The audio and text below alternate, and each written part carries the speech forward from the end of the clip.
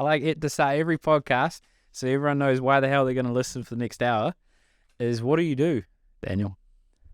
Okay, so I'm founder and I run a technology company. We've got a few different parts to it. So we help with business automation.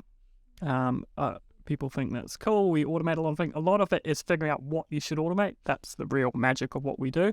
It's not why people come to us. And then we've also got a division called RevenueLab. So the company's called GravityLab. We've got a division called RevenueLab that does it as professional services. So we literally get in and help people with their value proposition, ideal customer profile, go-to-market strategy, help you hire your sales team. How should your CRO work? How should your commission structure work? And that's nearly always for people doing rapid scale of their revenue streams. So particularly international businesses, particularly tech startups are our big one. So work with kind of New Zealand's biggest tech startups and how do they sell and scale internationally. It's a random, how to go from one to the other. How did you go from automating systems to automating growth in a sense? Well, a lot of the systems automation is around sales and marketing. Sales, while I'm not money hungry, money is key 50% of how a business works. Sales in the door, cash in the bank, that is a huge part of what a business is. So that always comes up. And everything's at the end of the day, if you take a traditional capitalistic model, provide dollars to shareholders, you do that by offering value to customers so they pay you, and then you engage and find customers. So engaging and find customers and maximizing the value offer. It's money related. You're somewhere between a hippie and a corporate, you know what I mean? That's my vibe anyways, just from the 10 minutes of conversation. Or is that not even close?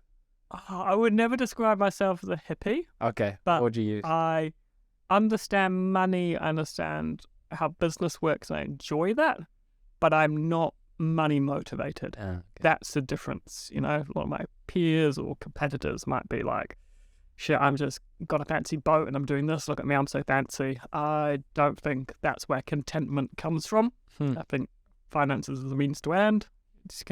You talk about hygiene and motivating factors. I can go buy a bottle of wine after work. I could go buy brunch in the morning. I can afford to pay my bills. Happy life. And I've got zero risk around that. And the more security buffer, the less stress I've got around that. But I'd rather go on a boat tour than buy my own boat. Like that sort of stuff. It just doesn't motivate me. It doesn't. And I think I've had the insight that my happiest, kind of most joyful, content moments, nearly all 3 moments, at the beach with friends or so money's an enabler. So I'm very motivated to make as big a difference as I can while I've got with the hours I got on this earth. So what that means is for my excess money that we can earn, what sort of difference can we do with it? So I gave away the business a couple of years ago to a charitable trust, basically. Not a formal charitable trust, but it's called GravityLab. And the beneficiaries of that trust are human trafficking charities. So we basically give our profit away for the most part to fund those. I still get paid a decent salary. Staff will get paid above market rates, We still do very well commercially.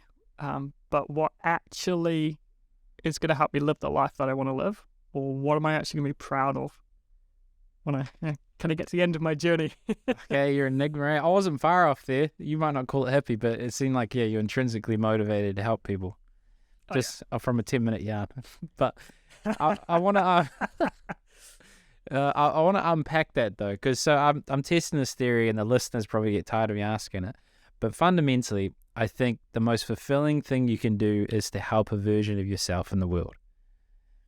Now, by that I mean you either witness hardship or you experience the hardship, and if you can solve that hardship in some way, then that's quite an engaging experience. So to give an example, I think you're close. I think similarly, I would say, look, everybody's got different values and things that motivate them, and their values would largely be generated from their story on the hardship they've witnessed or experienced. And that's kind of probably my mantra. If I could change the world in some way I'm going to see with the position I've got to work with a lot of C-suites and different people actually listen to my advice for some reason now.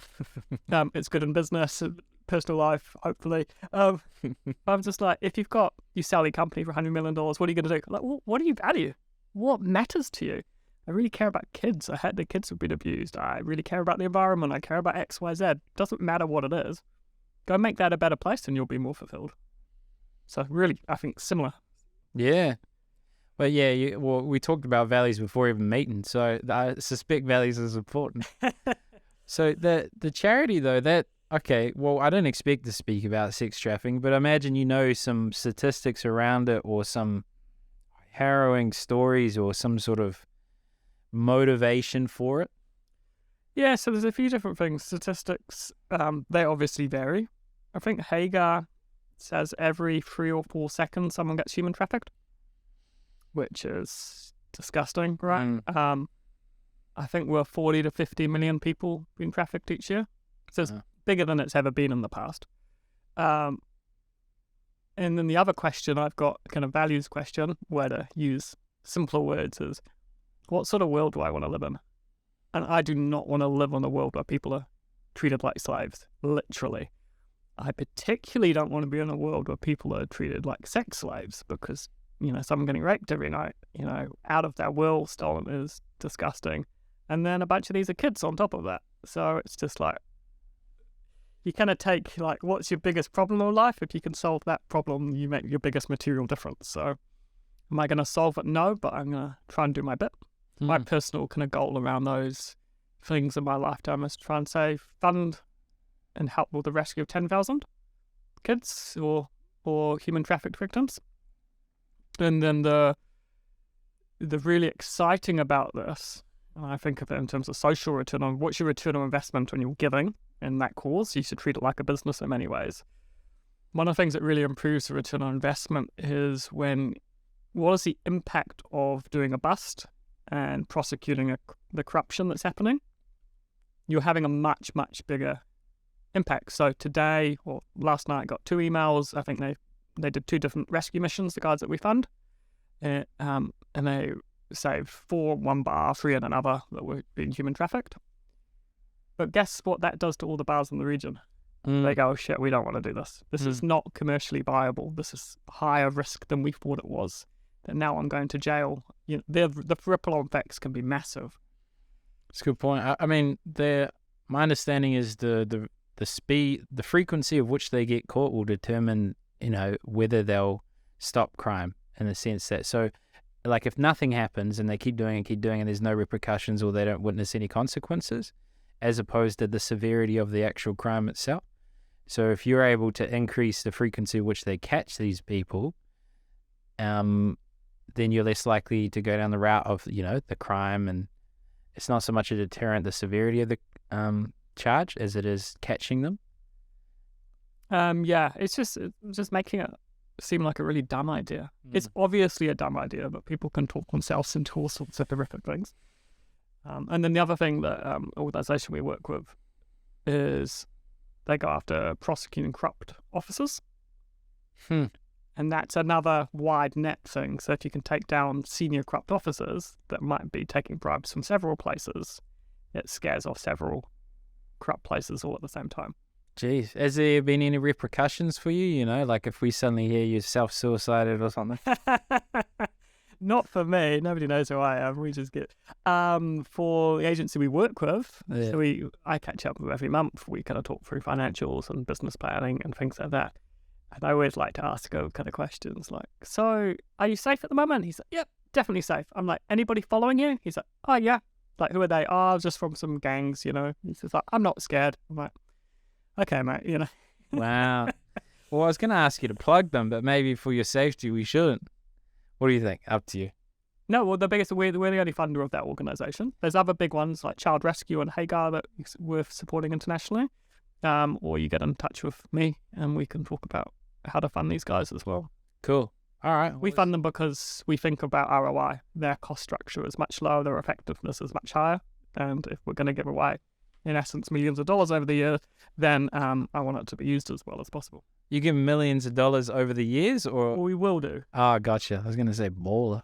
So we probably gave around $250 last year. Yeah. That's amazing. Up that each year. Nice. Yeah. Yeah, because I see what you mean by cost structure. I'm somewhat jaded because I work for a marketing company that represented the major charities. And in essence, I raised about $2 to $3 million over a year and a half. And 80% of the first year revenue goes to the marketing company. Yeah, it depends. And you could name charities that do it really well, but some of the statistics show as well that those charities are the ones that have been around for 30 years are going to be around another 30 years. And the guys that are a lot more down to earth in their funding struggle and won't be here in 10 years' time. So at least they're making a difference. Yeah, that's the way it is. It's like it's a net gain for the world, because fundamentally what the marketing company would do was they'd get the charity wouldn't have to pay any money until they've secured a year of donations, and then they tend to stay on for about 4 years, and 80% of that first year goes to the marketing company, and then they leave it to the charity. So it is good for the charity. It's just fundamentally, where's that money going? Yeah, and there's different models, and that model is used by some of the big ones. Random. I didn't expect to talk about this. It's cool. Gotta commend you. Just always shines a mirror. As soon as someone's being a nice fuck, just like, oh, what am I doing with my life? So let's unpack. Where were you born, mate? Let's go back to there. Okay, sure thing. Born in the UK, England. Was around the UK. Moved to New Zealand when I was 7. 7. Yeah. Were you well liked or not liked? Well liked in New Zealand. Yeah. Were you a popular kid? Were you the nerd? Jock? Not well liked. Badminton. I feel like you could do it. I don't think I'd be that good. What was your thing? Or did you find you good at something? I played, in terms of sport, I played soccer in primary school, beginning of high school, and then I switched school, moved to Tauranga. And then we had a really crap soccer team, played my old team, got smashed, and I stopped playing soccer and switched. And a lot of my mates were playing hockey. Hockey wasn't necessarily my thing, but I had like 6 mates playing it, so that was fun. It's mad. Penalty corners, bro. Yeah. Brave. Yeah, you've been hit? Definitely. That's stupid. Like, just running into the... Yeah, I don't get it. I don't know who invented that. I feel like it needs to be removed. But anyway, the part I'm trying to struggle to link is, you're business savvy, you've achieved these certain things, now you're giving away $250,000. Where does, was your life just perfect and you just like Buddha, and then you suddenly witness hardship in the world, so you wanted to change it? Or? Oh, no, okay, we'll go through the bits you might find interesting, and then is I worked first job. I always liked business, so that's really kind of like commercials and business kind of make sense to me. Lucky in that way. When I worked for kind of a boutique consulting company in Wellington, doing a lot of corporate strategy work, which is really, really useful. I learned a lot about business strategy and management there, but when I looked around, I didn't want to be like these people. I didn't want to be like what they were chasing. Kind of my analogy, and this isn't always the case, is kind of got 4 Audis, but, got a terrible marriage or cheating on your wife or whatever it is, and I'm just like, I don't want to be that person. So that was kind of like my quarter life crisis, was like, well, I don't want that. What do I want? And then typically you go, I don't know. I was raised Christian, so a lot of faith, right? A lot of the social values come through there. Still got that faith, but that shapes like, it's like, well, shit, if this stuff's real and I'm supposed to care about the world, what does that look like to me? What does that make sense? So many different ways of doing it. That's just what I like. You can do it your own way. So from there, I quit that job, did a right contracting, or very well contracting, and then I was trying to just figure it all out. And then my quarter life crisis was I moved to Uganda on a one-way ticket. Mad. Yeah. A bit different from the business world. I spent like a year in Uganda, and then ended up in North Uganda working with this local organisation that helps rehabilitate child soldiers. So I was just doing admin stuff because business stuff is what I know. And they did that stuff. It was really gnarly. And then there's a Swedish charity that funded that. And then I was asking one of their managers, oh, what should I do? I don't know. And he's like, oh, we got this job in Sudan. Do you want to be a finance manager? I'm like, I got a degree in accounting, but I wouldn't call myself a finance manager. And I said, sure, why not? No one else would pick up lines there. Yeah. Wow. Sudan. Just on the Uganda part, that sounds hectic, because I don't know if it's Uganda, but they blindfold you and then you tell you to shoot a wall, and then there's actually a kid there and you just shot them, so then it's like indoctrinates you into it. But I don't know anything about Uganda. Yeah, that's not what you did. Yeah, but like, what's that like? Or why were there child soldiers? I know nothing, so. Why were because some evil bastards are just doing sick things. They figured out some sort of weird human psychology hack that they could brainwash kids. And you literally would steal kids and then brainwash them into being soldiers. Wow. Real fucked up. So, and one of the things I remember at the time that the UN had, or something like that, analysts to figure out the worst causes in the world. And there were some of these things like these child soldier rings. And I went, shit, man, I've seen enough movies to know that you can get some Marines or some SAS or, you could get 10 of them, drop them in there, sniper out all of the adult leaders, and the whole thing would stop overnight, right? It seems like a really good ROI. I'm not pro-murder, but, I'd be happy if those people died. Yet instead we're like they were invading other countries, which costs so much more and is dubious, and it makes the world a better place. And this would be very cheap engagements for a military. So I got confused by that. Yeah.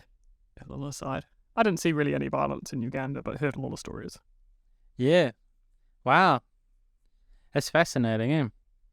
And it is sad. You look at the certain conflicts around the world. I think it's important to have accountability around those conflicts, our contributions to it. Like if you look at the conflicts over the world in terms of Western contribution over the last few decades, maybe 1 million civilians have been killed as a result of the conflicts and 35 million people displaced. And I'm like, who are we fighting? What are we doing? Yeah, what are you trying to achieve here? Very lack of KPIs, work hours, they don't know what they're doing. But I think that really helped form something that was already in me, was about appreciation for everybody's inherent worth. So we can sit in New Zealand and we can go, that guy doesn't have a good job. Maybe they didn't work hard. Now I look back at it and I go, well, maybe no one told them how to work hard.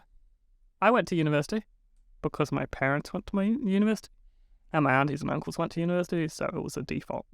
I didn't go there because I was well motivated. It was just like my default path. And a bunch of kids that don't go to university is because their parents didn't go to university. So it's just different family values and things. And I work hard because my family taught me to work hard.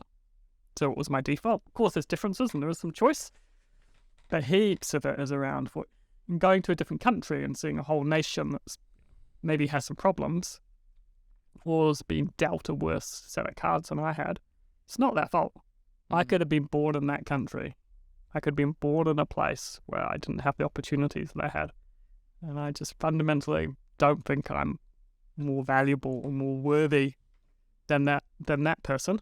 And that's kind of what drives me a lot of going, well, if I'm not worthy, if we're all kind of equal at some level, and I've got way more, well, it probably makes sense to share it around a bit. Yeah, on the perspective, I recently made a video that went viral and upset lots of people, which was essentially that if you're earning over 37,000 US, you're in the top 1% of the world. And I was just talking about perspective. And I mean, it's relative, and we got a good quality of life, and maybe cost of living's higher. But I think something like 900 million people live on less than $1.25 a day. And I think it's important to have some level of perspective, because I find, irrespective of if you have a lot of money or no money, your interpretation of that experience will determine whether you suffer or not outside of basic need. So I was trying to appeal to the appreciation. That's good. The thing a realization I had is, if in New Zealand you're in the top 1%, statistically, if I go have brunch down in Ponsonby or something, I'm probably in the top 1% in New Zealand.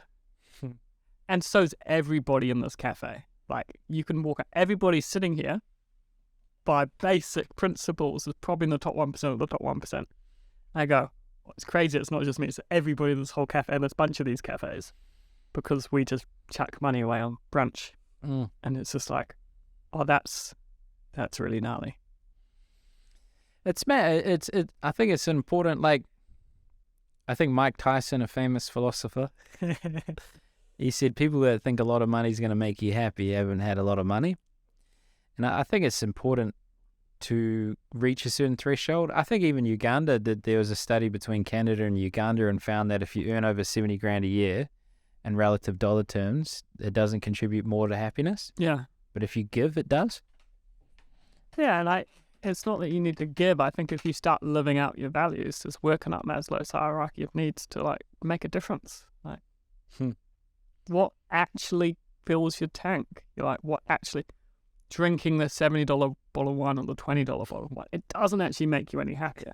There's a time and place for a $70 bottle of wine, no problem if that's a birthday or something, but when you're doing it to appease your own ego and just to make yourself try and feel special, probably missing the point. So you quoted some things there. Are you a fan? You've said values a lot, and you sound like you know psychology. Are you a acceptance and commitment therapy kind of guy, or have you never heard of that until this No, I have heard of it. Because it's all about values and acceptance. Yeah, I think it's a good framework. Yeah, interesting. Why are you interested in that?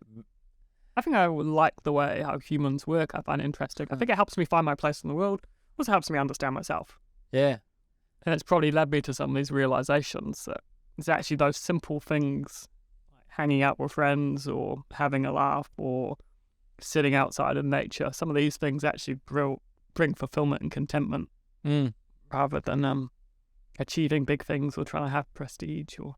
Fair. Well, and I think learning the lessons of being through therapy and being through psychoanalysis and stuff is you start noticing that, why am I doing this? I'm trying to achieve things because I'm not feeling secure. Okay, and achieving things is like an endless journey or having lots of things or needing external affirmation. If you need all that stuff all the time, something's wrong. Go deal with that and then you'll have your best life. Makes more sense now. I'm starting to unravel with Daniel this. I was like, why does this guy care? He's just lived this wonderful life. The therapy adds a bit more context. You might have just done that just because it's a warrant of fitness. I think it's important to most people to do it. Yeah, like I'm very pro that. I put like at work, we'll help people with any counselling or therapy or whatever, financially, but I put it on my calendar if I go, just to say, look, it's cool to go get counselling or therapy. Like you're working on yourself. My epiphany was, you might spend $150 going to see a therapist, but I could spend $5,000 on a holiday. Is 20 therapy sessions is probably going to make me long-term more joyful, content and happy than the holiday. Yeah, no, that's fair. Doing both is preferable. Yeah, do therapy while on holiday. 2 for 1. You can do it now. You got a quarter mil just about. Okay. Well, I think we should capitalize on, it sounds like you're doing some good things business-wise and have applied it in lots of different models. So we should probably talk about, firstly, the moment you started your business, because there's a lot of people there out scared, not willing to start, petrified, all that, or thinking it's just smooth sailing. You decided how and when, and then what was it like day one? I think the most thing is it's way harder than you think. Oh, yeah. I'm fucked. Yeah, you go. If you don't have heaps of tenacity and a broad range of skills in yourself or in your business partners, you're going to find it really tough. I run a little CEO group with a bunch of CEOs, and we find it tough. It's a hard job. There's so many different facets to keep going. From marketing to sales, to accounts, to people, to hiring, to systems. There's so many different parts to it we take for granted in the business setup. So our biggest first thing, it started GravityLab unofficially years before we formally started as a company, and we started looking to do digital business coaching. We thought, the problem is the world's going digital. There's a lot of people who aren't digital nomads, people who don't understand how technology can make a difference. We'll go help them. Okay, that's a good experiment to run. So this is probably my advice, is run experiments to figure out what the market actually needs rather than try to start a business. Don't start the business, validate first. Because in hindsight, I figured out that group of people don't know they've got a problem and they're not actually willing to invest. They're too scared to invest in the area. So we've got a failed business. No one wants to pay for it.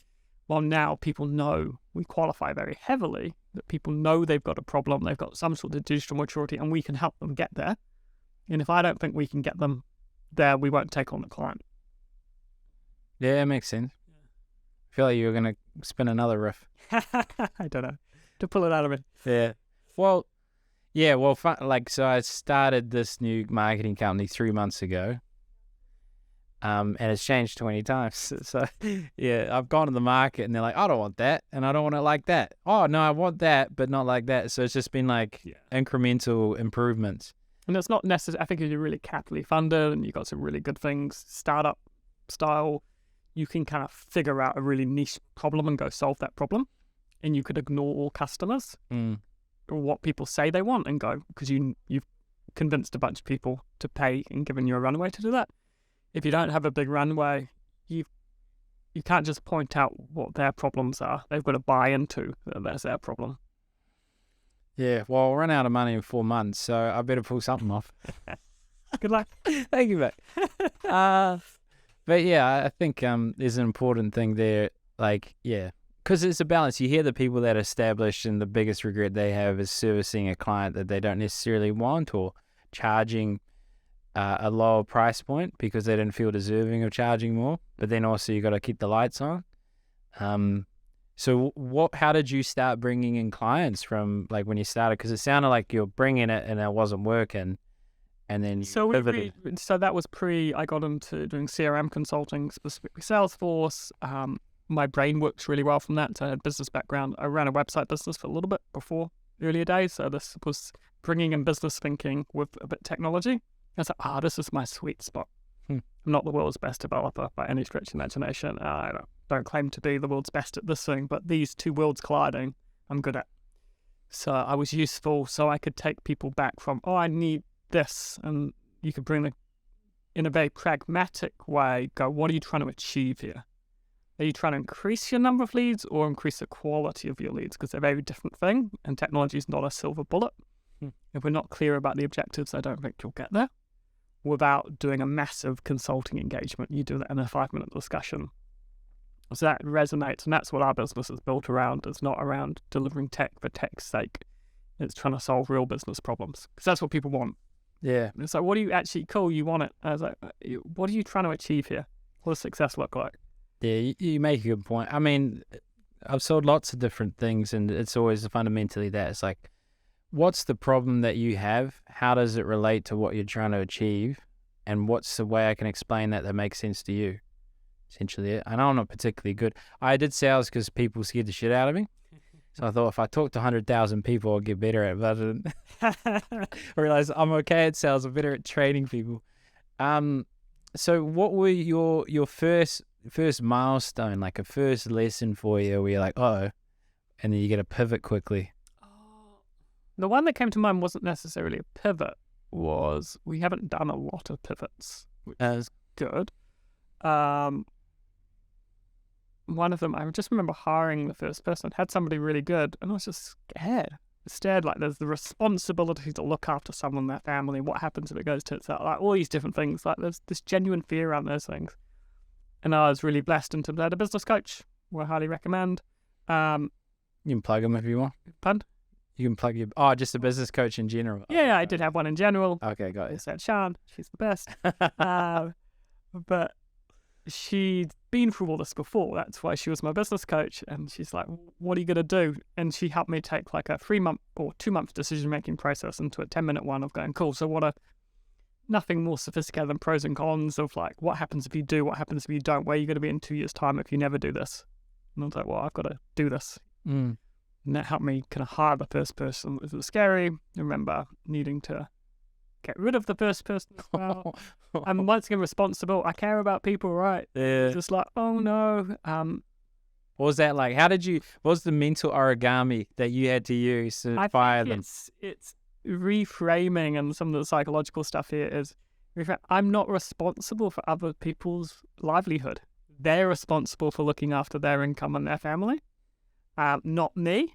I'm responsible to be respectful during that process and try to be a clear communicator. I'm well aware that the more passive I am, or the more I beat around the bush, the more damage I'm doing. Someone who actually cares just cuts right in there and just goes, let me cut to the chase and say, this isn't working, and this is why, and this is what needs to change. I hate that still, because I want to be nice to everybody's feelings, you know? I want people to like me as well. Oh, I've been human. So that's definitely one of the hardest things about managing people or managing a company. I'm lucky given my industry. Kind of my rough rule of thumb is if you earn over 100K, you need to put your big boy boots on. And if it's not working out, it's not really my problem. If you're right at the bottom end of the pay scale trying to fund your family, then it's a lot harder discussion. And I'm also lucky that everybody in my team can get a job next week if they want to. Yeah, well, yeah, Salesforce implementers, mate, or administrators. Yeah, from a good company as well, right? Yeah, no. Watch where they go. Well, you're the only name that really came up when we first did our research a while ago. Just full disclosure, team, we thought about bringing in Salesforce, had a mental break trying to do it, reached out for an implementation partner, and, you know, your team was good. It was a lady, can't remember, it was on Zoom. But yeah, your name was the most prevalent, apart from Lava Box or something, I think. But yeah, we don't need to talk about competitors, but... Okay, so I use how I frame things is that, you know, I think there's a difference between being nice and being kind. Yes, definitely. Because like it's very easy. I find a lot of the nice actions I take that causes harm is selfish. So I'm being nice to feel good. Like I was talking to a friend recently. Yeah, well, you jump in. I shouldn't talk about my friend recently. No, but what went through my mind then was like, I'm kind of nice when I want people to like me, and that's because of my ego, and not that ego's bad, but it's because of my insecurities and want to be like, but you're kind when you're trying to help them. Yeah. And it's this huge number of examples where being kind is just telling people how it is. Yeah. It's not acceptable to talk that way to your friends, or it's not acceptable to do that, you know? That's a kind thing to say. It's not nice, though. No, it's not easy. And I think that's where a lot of leaders falter. Either they're not caring of others, or they care too much, so they're not doing what needs to be done. But anyway, so who would you see as like a guiding influence that people could reach out to? Not so much like a business coach as such, but either books that you learned a lot from, or like people you follow? I don't follow a lot and things. I like Jim Collins a lot just because it's kind of data driven, and I like data, and just really he condenses things down to nice, really simple concepts. Okay. And I like particularly like his leadership structure about humble leaders and things like this, like the most successful CEOs in many statistically across a range of industries are not big, high profile, talky people, you know, they kept their agenda, they stuck to their agenda, they helped everybody focus on that, and they got the results, and it just quietly works. And I was like, I could start to see myself a little bit more aligned to that rather than needing to be this charismatic leader or this visionary or something like this, because I don't want to be that person. Because I'm not. Yeah. Well, it's a good point, eh? Like any part can learn. Yeah. Any part can lead. Yeah, I say that too quite a lot, is that people, you know, everyone in the organization has the ability to be a leader, but they shouldn't all be on stage.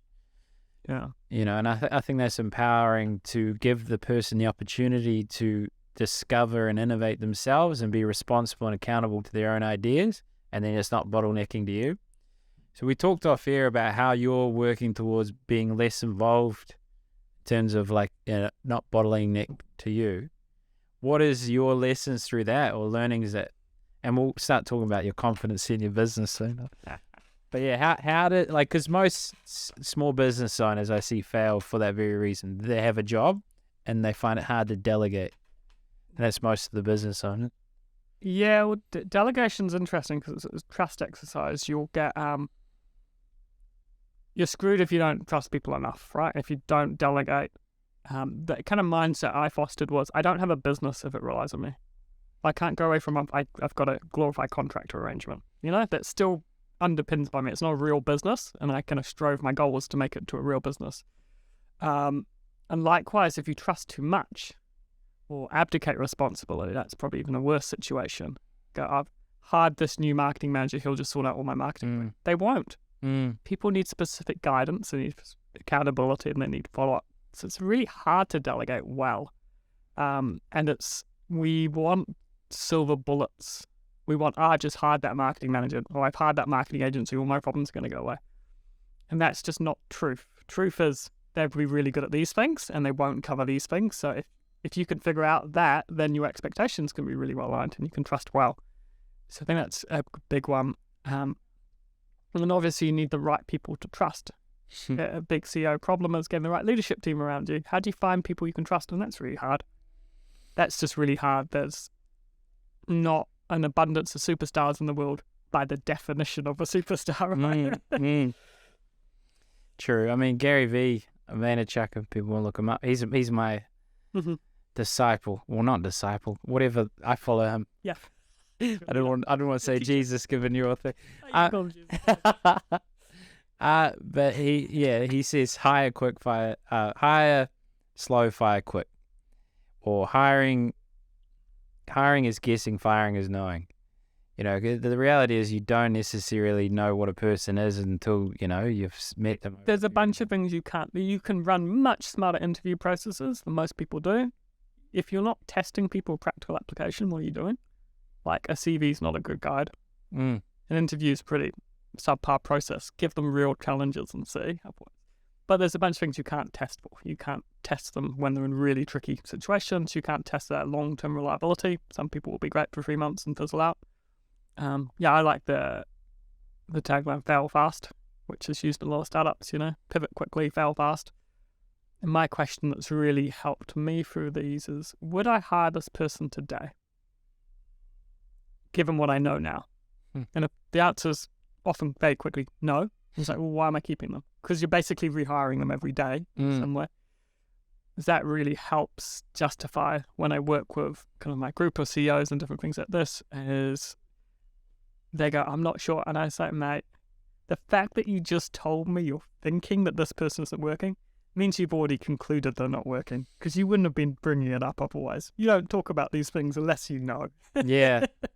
And then the other one I heard, and this is from my original boss back doing management consulting, this is really useful, is you can either trust people or you can fire them. There's no middle ground. And that's always stuck with me really well. And if you don't trust somebody, you can put better guidance, better systems in place. And if you still don't trust them, it's just not working out. You can't do your job. It's too stressful. Yeah. And you're not setting them up for success. No, yeah. Cold-blooded empath, mate. Look at you, transcended. What's your hiring process then? How do you just use Seek? Do you have referral? Is it just because most of it's referrals? You just live in there. Just pot of everything just comes towards you. Yeah, man. Bless life.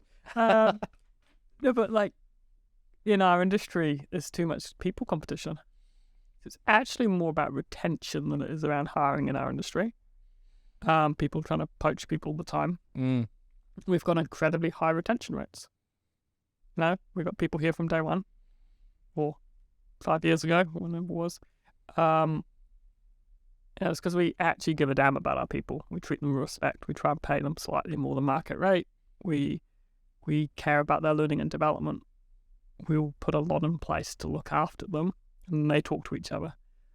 It's also about the culture. Some of my other people in the market they chase the gravy chain and they scale. That means you have to just hire people to do that. And when they do that, they don't hire the A players. And A players like working with A players. Love sitting next to the person and go, oh, should we do this? No, don't do this because of this. Oh, we'll do this. Cool. 10-minute conversations, and you both feel really amped. You like working with people. While you got someone who's a bit lazy, or someone you don't trust, or someone who just needs to be spoon-fed all the time, you just get annoyed. You can't move at pace. So that's going to be in our hiring philosophy, and it's a privileged one. Yeah. But only hire A players because A players like A players. And C players we don't do C players. So either you got such a prestige in the market to enable you to have a waiting list of sorts of staff, so then they come, because the challenge is you can hire the A player in terms of they're at a stage, or you can hire the A player in terms of who they are, that has a passion about learning the thing that you do, and you have the ability and infrastructure to support it. So I'm wondering, because, that'd be great. Like every time you have an A player, just chuck them in. We've got some A players, we're off. But then everyone wants your A players, and then all those A players are leveraging off the other A players. Like, how do you navigate that or facilitate that? or there's no one just on your level, and you guys are just Look, everybody's got some good people. They wouldn't exist without some good people. Like, it's credit to everybody involved. To be honest, we just don't think about them so much. Think about our own people. Don't get worried about what other people are doing. Just try to do the best we can do. We try to do the best quality work as well, because that's the other thing. There's two things. We used to have the ongoing tagline of like doing work that you're extremely proud of, because I noticed that I've been paid well in different jobs and I had it really easy, but I wasn't proud of what I was doing. And I got ground down, and eventually I left because I don't like doing work I'm not proud of. If it doesn't feel right to me, then if I'm not proud of it, it's not. So we've recently changed that, or improved that, as in this year, to we want to be a place where people regularly do the best work of their life. And that sounds like one heck of a stretch goal until we went through the staff and we told them this, and a bunch of them went, oh yeah, that's our status quo. We regularly do the best work of our life.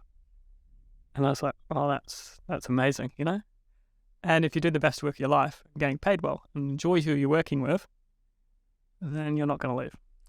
Yeah, it makes sense. And the phone was ringing while you were talking, so you did well there.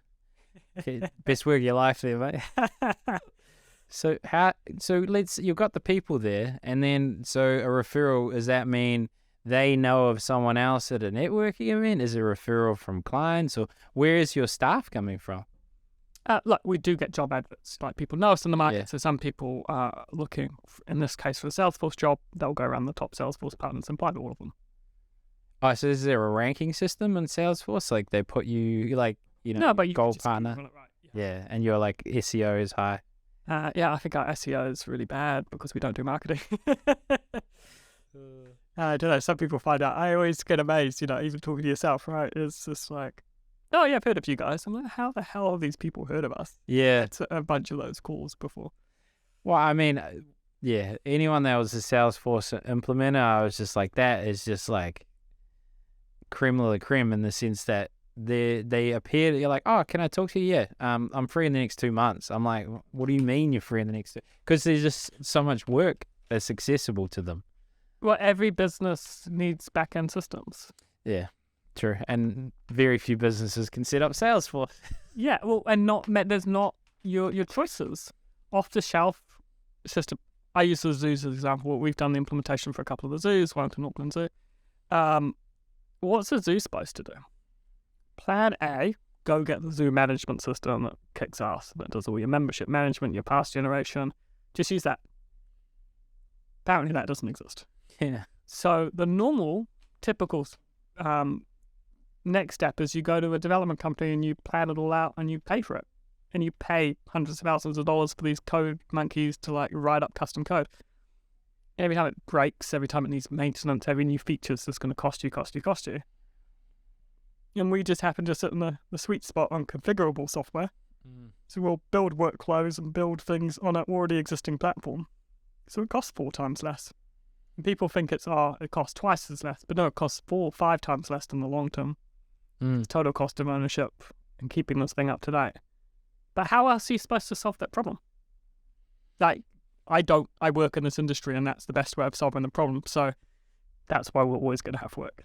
Yeah. Well, yeah, it makes sense. The configuring is a lot smarter. I was editing a podcast. I managed to get a client so far. One client so far.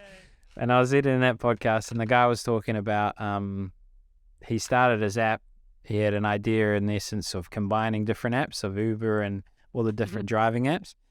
And he hired a developer through this channel, and then realized it isn't doing what he wanted it to do. He tried to change it, and it was actually a project manager to help facilitate connections to different developers. And I know how to fix it because it's too complicated. And it makes sense. Or even a friend of mine, he's got one of the most advanced digital advice platforms. National Capital, it's called, essentially a competitor. And it costs them $100,000 just to set up the back end of it, and then there's the ongoing cost of it. So you make a point there about the configurability. What do you think are 80-20 quick wins with businesses that have some level of, whether it's Salesforce or some CRM, and they're not capitalizing on it? And I know it's going to be tricky, and you can pick a random case study, But what do you find are the most underutilized aspects of, say, Salesforce? I would say reporting comes top of mind. One was, there's a few, right? So reporting's massive. The biggest problem I think people have sometimes is they get lots of reports. If a report doesn't change the way you operate tomorrow or next week, it's called noise. It's pretty great. You've got a dashboard, pretty graphs. But I want to know, show me all leads that I haven't followed up on. Show me all service cases where I'm coming up to my SLA. Show me all staff by conversion rates, you know? If it doesn't change the way I'm operating tomorrow, it's not changing the way I operate my business. People think of reports for like management of CEOs and boards. They should be for individuals and team managers to help change the way you operate. So it's thinking through all of your reports. What am I trying to achieve and how can I show that in a report? And reports drive action. I was always amazed when we started using dashboards and team meetings.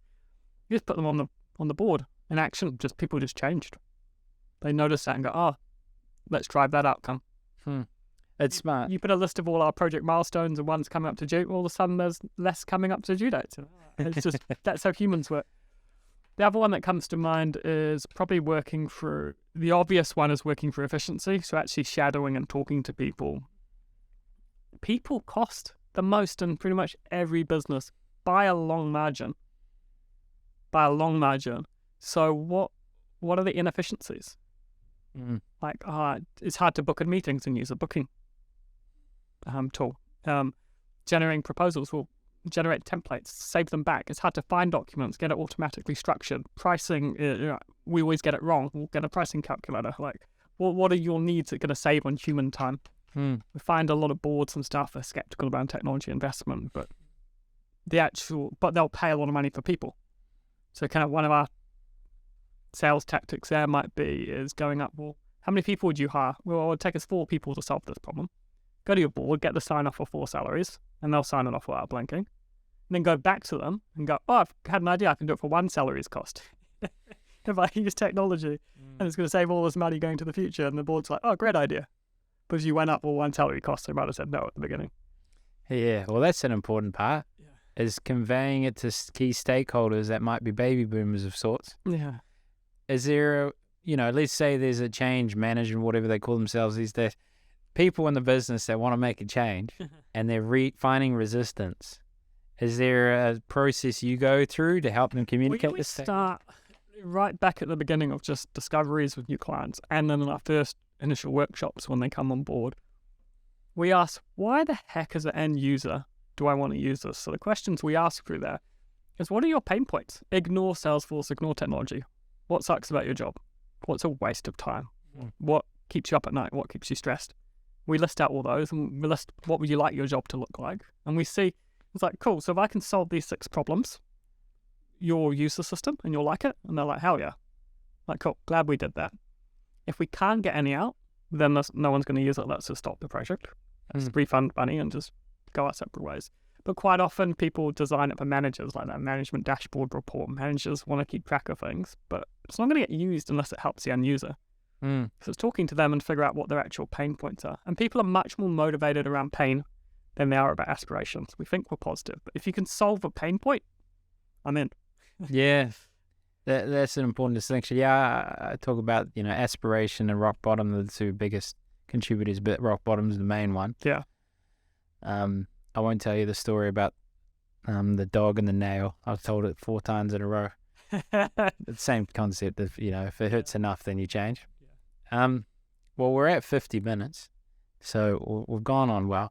So in terms of, is there a framework or process that you go through to help identify either the pain point and inefficiencies, or a framework to recognize how this business can go to another level? Like, or how do you scale that? You know what I mean? We use surprisingly basic frameworks. Okay. So you can go to your big 5 consulting companies and they'll have frameworks galore, and you can pay $100,000 for multi-page reports. We have a going assumption, it's highly pragmatic, that the people in the room, the leaders, the sales manager, the sales reps, the CEO, probably know what some of the key opportunities are. They do this day in, So let's trust them that they know it. They struggle with articulating it.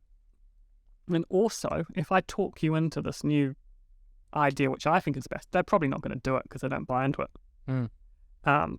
And if you can help them achieve the stuff that we're already trying to achieve, that is huge success. And that's very common. They've been talking about these things for 2 years.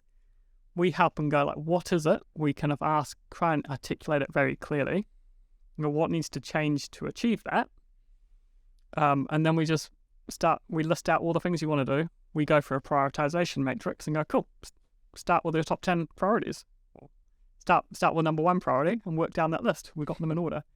And they've had the same thing for 10 years, but we've got someone who's like just up their case, and just like start at number 1. Why not? And they know they should. We're just like, now you do. Articulate. I believe that our customers know their business. They know their customers. They're very good at that. We can offer ideas. We've got lots of ideas. We're not just a tech partner. We're a business partner. So we can show what other companies have done. This works really well. We will push back ideas all the time. Yeah, a common example. I want a mobile app. Why the heck's someone going to install your mobile app? I do not buy it, So both of us agree. Be 2 tough nuts on either side, that it will be a good idea. Yeah, I think I made this mistake. I did a seminar and I worked out how to get people to turn up, and then I tried to do it for the retirement thing. 2 people came up. I swear one walked off the street. But this lady was saying, she asked about KiwiSaver. And I said, oh, you've actually done quite well. And she's like, oh, right, perfect. Well, and then she talked to Greg, and she's like, oh, he told me I'm doing everything right. I don't need to do anything. But she wasn't actually doing things right. She was doing things pretty good. And that was a lesson for me, is not saying what people want to hear, saying what they need to hear. And it comes at the expense of your business in the short term, but in the long term, it doesn't. And, you can sleep at night. Because we're like, the financial planning is a few decade relationship. Exactly. Well, this is where it's really nice for us, flipping the card, that we're about our staff. And our staff know if we're doing great work or not. They know if we're doing work we're not experts in, and they know if we're doing work we are experts in. So we don't take on work that we can't do a great job on, because my job is actually look after my team, keep the best people engaged, and they're the magic doing the work. So I don't have much of a choice. Yeah, you got to keep your A-team, yeah. Well, yeah, that makes sense. So, now that we're at the last 5 minutes, I feel like I didn't get as much value as I could out of the actual deliverables. But the revenue side of things, can you expand on that a little bit? Like what you might do, or what problem you're solving with the RevenueLab? So the problem, it depends on the customer. Yeah. Depends on what they're going to need. Classic consulting. But it's tailored. There's not a magic formula. And this is exciting. I love this about business. You can get 5 different business books, all very successful, and they all took different strategies. It's not a magic formula or framework. There are some things, for example, being very, very buyer-centric. What are the pain points of that buyer? What are the questions of that buyer? So we always line up one of the first things we do is look at a sales process and go, who is your customer? What is your buyer? How do they go to buy? How do they assess options? How do they assess risk? All those stages they go through. And therefore, our sales process is to help them go through those stages. One of the coolest lessons I learned that early on from Amanda, who leads it, is if you skip any of these steps, they're going to go back. If you can sell them the dream that this is the best solution to their problem, but if they haven't compared it to other available options, they won't sign. So you actually don't avoid steps, you help them go through each step quickly. Give them the information, show them, hey, these are your 4 offer options, and this is why we think you should do this. Help them go through that process. So those are kind of standards, and then out of that comes your marketing processes. Now that you know who you need to get marketing qualified, what sort of leads you want, out of that comes through, you can do your planning around team sizes, what sort of people you need to hire, what sort of commission structures are going to motivate them. And then the other side of it is actual virtual, or they call it fractional leadership, of stepping in and helping advise how you should manage these teams. So it's actually doing like executive coaching, business coaching, or sometimes with certain companies we'll actually step in as a CRO. So we've done that. We do that for Timely at the moment. We do that for stuff, for a number of months, was virtual CRO until they could help them hire a new CRO. It's not our job to to stay involved forever. We want to set them up for success. Smart, because you're helping the back end infrastructure, and then there's a people component, and how to justify further investment. So why not help them grow their revenue as well? Do you do the outreach component in terms of how to garner a large audience? It sounds more like, how do you maximize the audience as it goes through a certain process? Yeah, we won't do outbound. Yeah. My head went to them, but actually, outreach is a tech product. We're an APAC partner for, I think, one of the only ones that connects into Salesforce that helps with those processes. We don't. Outbounds are fun. It just depends on the industry, whether outbound's an effective strategy or not. You know what I mean? Like content or calling, in a sense. Like you're creating a brand that makes people inquire, and then they go through a process. Yeah, so we don't do the delivery of those specific things. So we're not going to help you do your marketing or do your sales. We sit at a layer above that of going, what are you putting the right frameworks in place so you can hire people? Because we want them to be self-sustaining. So it's not, we don't want to be involved in the day-to-day, because we want you to run on your own 2 feet. That's interesting, yeah. Is that a hard thing to sell? Because you're helping solve a pain point and then helping and ensure it's successful, but then you're not necessarily directly saying you're going to help top line revenue, but it happens as a result. Yeah. Is it a hard thing to sell? I never see myself as doing sales. I don't. It's not that sales is a dirty word. Is I'm in the business of helping, and so is the rest of the team. And so if I go hand on heart, that's going to set you up for better long-term revenue at lower cost than us doing this. So I have to recommend that, because that's what I believe in. I'm literally and the other way is, I'm literally saying pay us less in the long term. Yeah. And I wouldn't do that if I didn't believe it. Yeah.